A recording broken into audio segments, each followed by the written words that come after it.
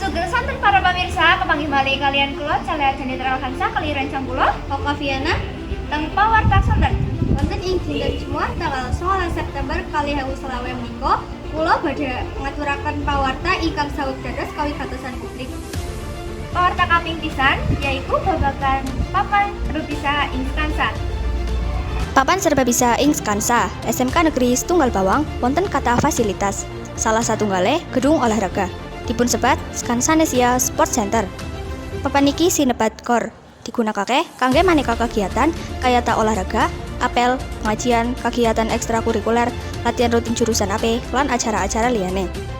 Jemuah tanggal 19 sasi sanga miturut Novian minangka salah satunggal guru SMK Negeri Setunggal Bawang.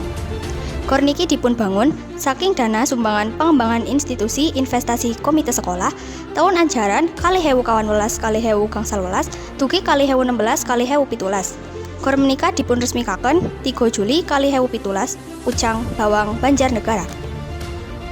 Saking kula sekali salah satunggaling siswa teng SMK Negeri Setunggal Bawang. Kepriye tanggepanmu anane kedua SMK Negeri Setunggal Bawang?